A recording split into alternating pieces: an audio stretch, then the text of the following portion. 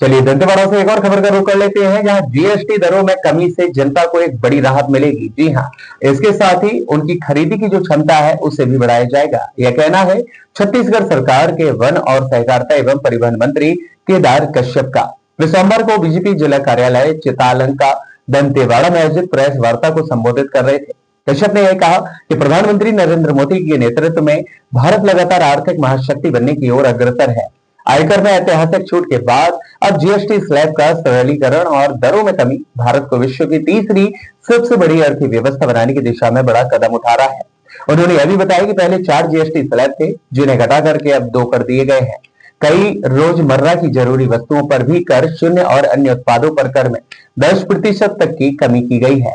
दंतेवाड़ा से भुवनेश्वर ठाकुर की खास रिपोर्ट। लगातार जो है जो हमारे उसकी बैठक होती रही है और इसमें विभिन्न राज्यों के अलग अलग प्रेशर होते हैं।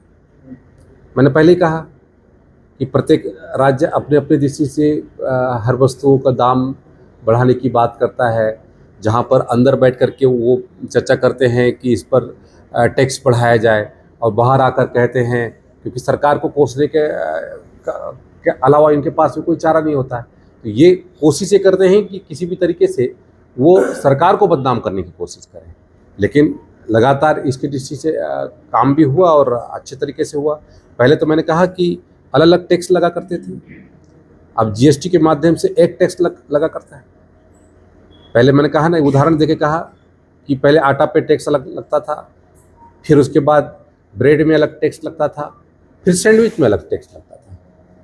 तो इस तरीके से जो वास्तविक दृष्टि से यदि हम बात करें तो उसमें जो नुकसान है वो आम व्यक्ति को होता है। लेकिन अब लगातार हमारे यहाँ पर अब जैसे कपड़ा का यदि हम बात करें तो कपड़े में निर्यात, परिवहन मंत्री जी से मुलाकात होगी तो उसके बाद उसके संदर्भ में चर्चा भी होगी। यहाँ के लिए बस्तर बिल्कुल बिल्कुल थोड़ा सा आदिवासी बेल्ट है, बहुत गरीब लोग हैं, यहाँ से इधर थोड़ा बड़ी मुश्किल से डीजल पेट्रोल खर्चा नहीं आता। लगातार टैरिफ बढ़ा रही है अमेरिका और बस्तर से बहुत सारे उत्पाद जो है अन्य राज्यों में अन्य देशों में निर्यात किया जाता है। उस टैरिफ का क्या उत्पादों पे कोई प्रभाव पड़ेगा?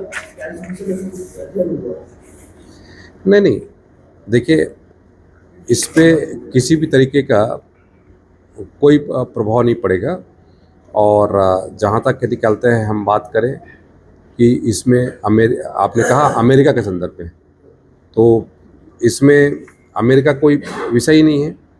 और क्योंकि हमारे प्रधानमंत्री जी सक्षम प्रधानमंत्री हैं और उन्होंने पहले ही स्पष्ट कर दिया कि ये वो देश है, किसी के सामने झुकने वाला देश नहीं है। और लगातार इसकी दृष्टि से हमारे प्रधानमंत्री जी कार्य भी कर रहे हैं।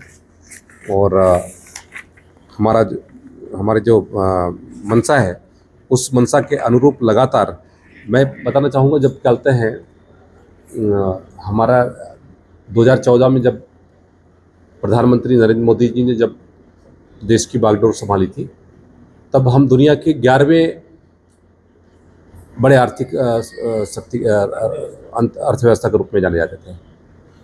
फिर उसके बाद 5वें अर्थव्यवस्था के रूप में जाने गए, इस वर्ष 4थे में आए, अब 3रे में जा रहे हैं।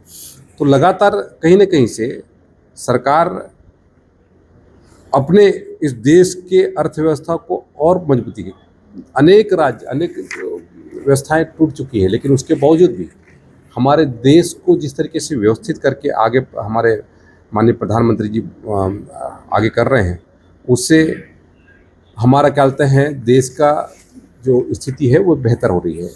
विपक्ष ये दुष्प्रचार जरूर कर रही है कि अमेरिकन टैरिफ से इसका कोई संबंध है, लेकिन ये पूरी तरीके से झूठ है, भ्रम है।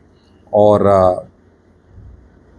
क्योंकि इसकी जो शुरुआत है लगभग 1.5 वर्ष पहले से प्रारंभ हुआ था, और जो है कि इन लोग का विषय ये है कि इनके पास में कोई सब्जेक्ट नहीं है। इसके कारण से इस पर एक करके देश के प्रधानमंत्री जी ने एक बहुत बड़ी सौगात दी है। आज़ादी के बाद से लेकर जो 101 संविधान में संशोधन हुआ और जुलाई 2017 में जो जीएसटी लागू होने के पहले जब भारत में 17 प्रकार के टैक्स लगते थे और 13 प्रकार के जो सेस लगते थे,